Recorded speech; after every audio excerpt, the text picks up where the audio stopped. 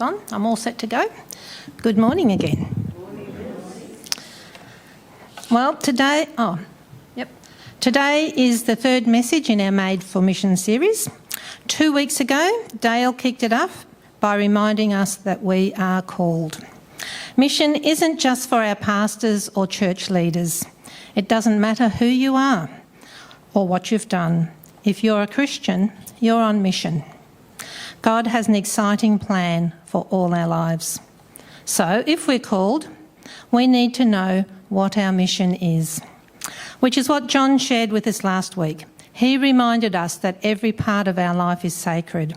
So wherever we are is our mission. And today I'm going to spend some time answering the next question. What is my message? What do we actually say while we're living on mission?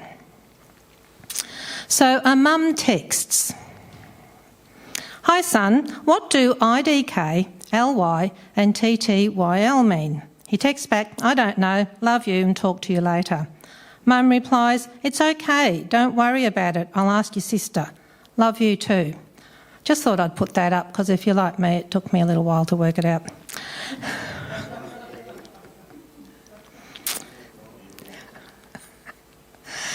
Good communication skills are important, aren't they?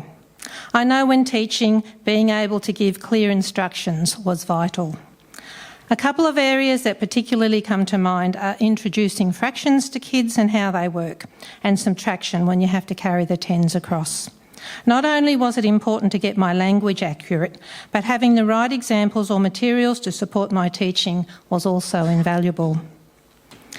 Have you ever found that sometimes when you're sharing Jesus with people, it can feel like you're speaking a different language? We just don't seem to be able to get the right words out and are pretty sure we're confusing the other person rather than helping them. On the other hand, if we're talking about the weather or a topic we're familiar with, we don't have any issues whatsoever. For some reason, it's only when we introduce God into our conversation that we can feel like we're playing chubby bunnies and we've got a mouthful of marshmallows. If you can relate to this, then hopefully the passage we're looking at this morning will encourage you. We're going to start with Mark 5 and then move to Luke 8 to complete the story. So starting with Mark 5. They went across the lake, that's Jesus and his disciples, to the region of Gerasenes. When Jesus got out of the boat, a man with an impure spirit came from the tombs to meet him. It's significant that Jesus and his disciples went across the Sea of Galilee to this place because this was a non-Jewish region. It was known as the Decapolis, which is a cluster of 10 cities or towns, and it had a great Greek influence in the region. I wonder, does anyone here have a phobia? There are traditional phobias that we're all familiar with, like this one. The fear of spiders. And there are new ones that are becoming more common. For example, nomophobia, which is not the fear of Naomi's. It's the fear of being without your mobile phone. And there are very uncommon phobias like this one, which I didn't even bother trying to pronounce, which is the fear of having peanut butter stuck on the bottom of your mouth, on the top of your mouth. But as we look at our passage today, I think we can see an example of daemonophobia, the fear of demons. As soon as Jesus and his disciples got out of their boat, a demon-possessed man approached them. Continuing on in Mark. This man lived in the tombs and no one could bind him anymore, not even with a chain. For he had often been chained hand and foot. But he tore the chains apart and broke the irons on his feet. No one was strong enough to subdue him. Night and day among the tombs and in the hills he would cry out and cut himself with stones. What a sad situation for this man, and a fearful one for the people living nearby. We know, however, that this demon-possessed man's behaviour didn't deter Jesus, because we can see his response to him despite the situation becoming intense quite quickly. Likewise, we'll never know when we're going to meet with an unexpected situation where we'll have an opportunity to share Jesus' love. So just as Jesus was, we need to be always ready. Continuing the story in Luke, we read, "When he saw Jesus, he cried out and fell at his feet, shouting at the top of his voice, 'What do you want with me, Jesus, Son of the Most High God? I beg you, don't torture me.' For Jesus had commanded the impure spirit to come out of the man. Many times it had seized him, and though he was chained hand and foot and kept under guard, he had broken his chains and had been driven by the demon into solitary places." Notice the man's question, "What do you want with me?" Step into this man's life if you can for a moment. It's quite likely he fully expected Jesus to say or do something horrible to him. Why? Because it's all he'd ever known. His experiences with people were probably only ever bad.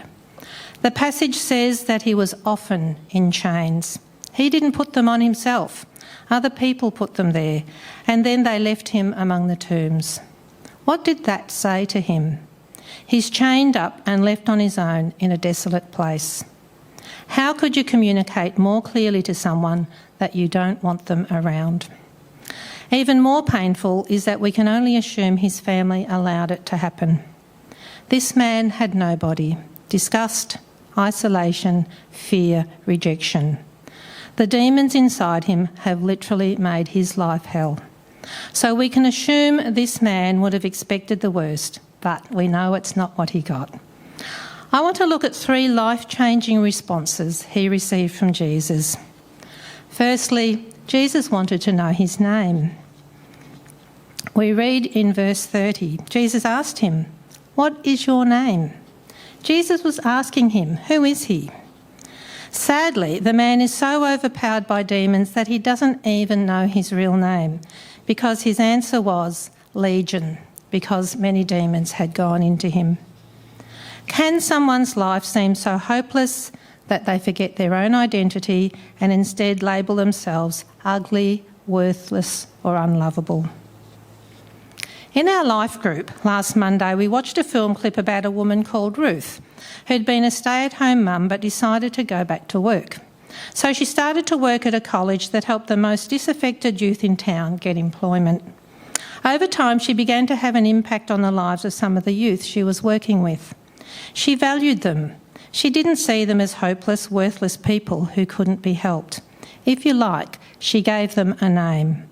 And as a result, they wanted to know what made her different from the other staff at the college. I might add that she also asked the church to be praying for her as she worked with the young people. When we meet people, do we ask them their name? Do we show them that they're valued, that we have time for them?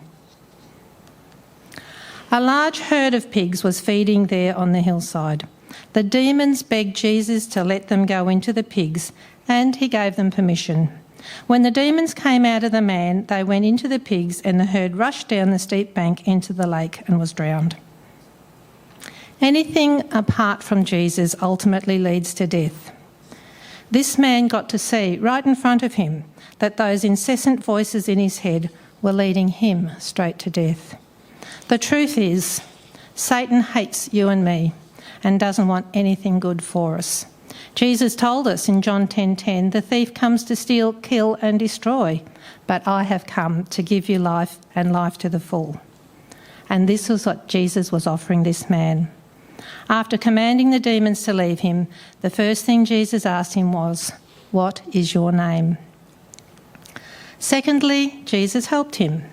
In this story, we see that everyone else wanted to bind this man up and keep him away, but Jesus came to help, to free him. He cared infinitely more about the man than the drama he'd just created, and it would have been quite dramatic. There wasn't just a herd of pigs drowning. Somebody's livelihood had just landed on the bottom of the Sea of Galilee. But to Jesus, this man's life was a bigger deal. Because Jesus cared, he chose to lovingly step into this man's life, changing it forever. Even if it wasn't a popular thing to do and he might cop some flack for it, his mission was to help this man. We read in James, "What good is it, dear brothers and sisters, if you say you have faith but don't show it by your actions? Can that kind of faith save anybody? Suppose you see a brother or sister who has no food or clothing and you say, "Goodbye and have a great day, stay warm and eat well," but then you don't give that person any food or clothing. What good does that do? So you see, faith by itself isn't enough. Unless it produces good deeds, it is dead and useless. I think those verses speak for themselves, don't they? Reading on. When those tending the pigs saw what had happened, they ran off and repeated this in the town and countryside. And the people went out to see what had happened. When they came to Jesus, they found the man from whom the demons had gone out sitting at Jesus' feet, dressed and in his right mind. And they were afraid. Remember that this whole scene was with a naked, mad man. In that situation, I wonder what we would have done. Jesus saw him as a worthwhile person. The man didn't have any clothes, but now he does. Where did they come from? It doesn't say. Maybe they were from Jesus or one of the disciples. The man had no clothes, so they clothed him. They returned his dignity to him. Jesus not only spiritually cared for this man, but helped him practically as well. Are we ready and willing to help others?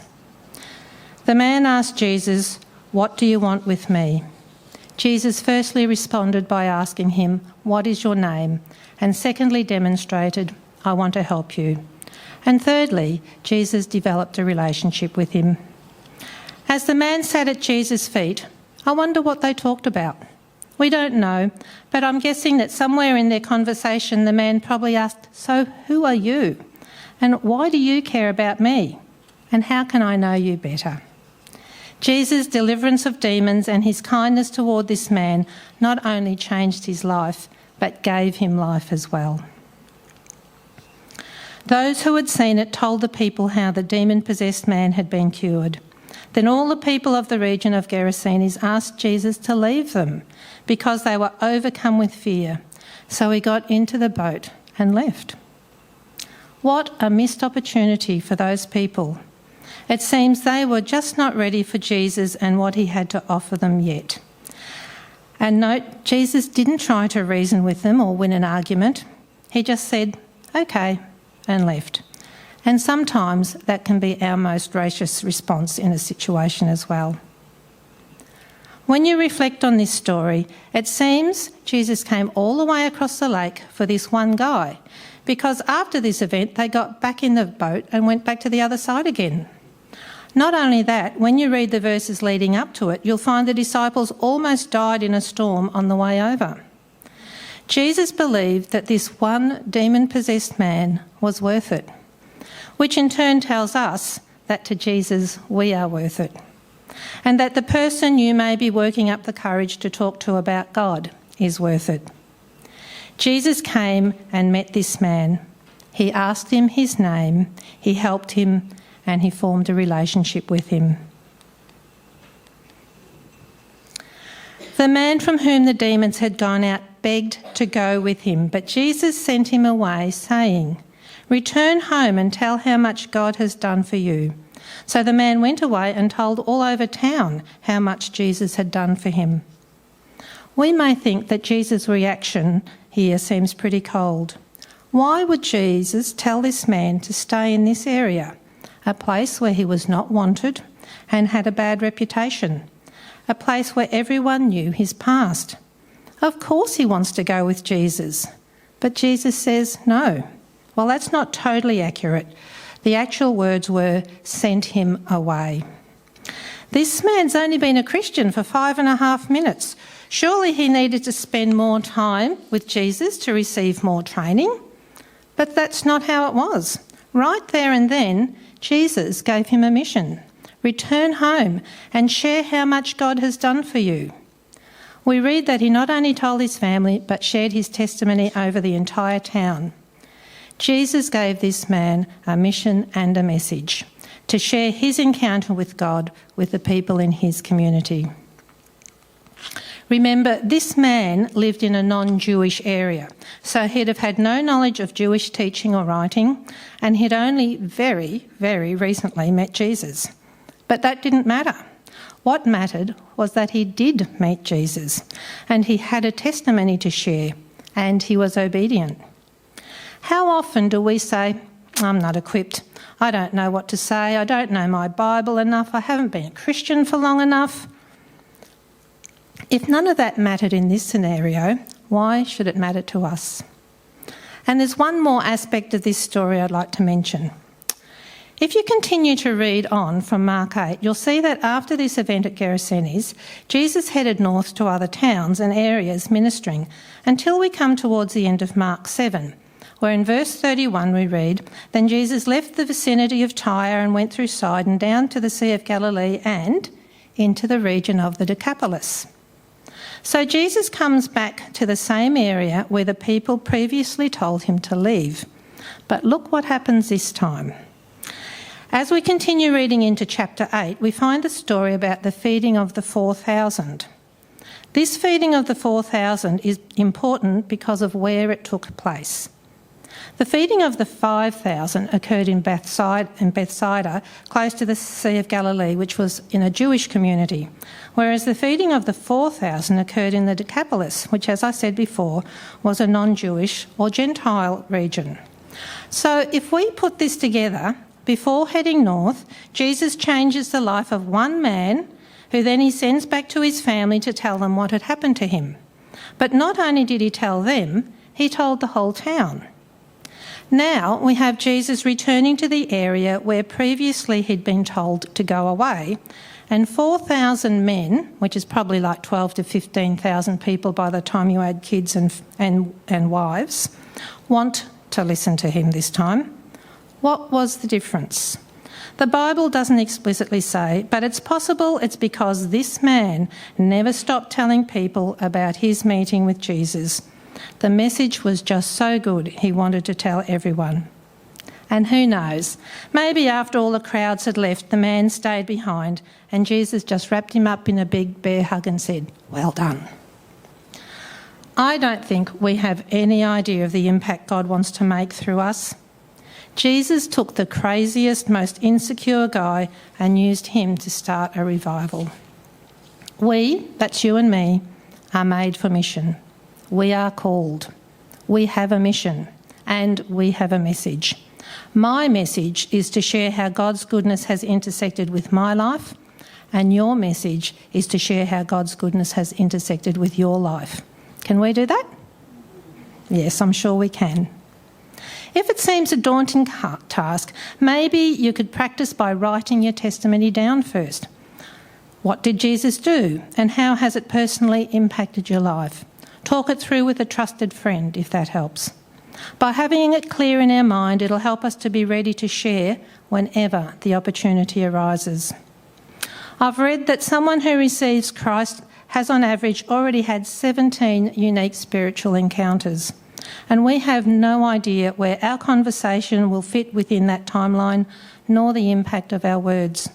We just need to remember, it's not about us. God is far more concerned with our obedience than our impact, because that's his job. We are made for mission. So if we're ever tempted to say, "I can't," we need to remind ourselves and say, "But God can." We are called to share our God's story with our neighbours. Do we know their names? Are we willing to help them? Are we willing to spend time to build relationship? I'm going to finish with a prayer from our current life group study called Life on the Frontline, which really is another way of saying made for mission. It's written by Mark Green. You might like to pray it with me. Father, give me eyes to see these people through your eyes. How can I love and serve them? Jesus, Carpenter King, give me eyes to see my work through your eyes. How would you have it done? Spirit of truth and grace, give me faith to know that you will turn this whispered prayer, this labour offered, this day lived for you into fruit for your glory. Amen.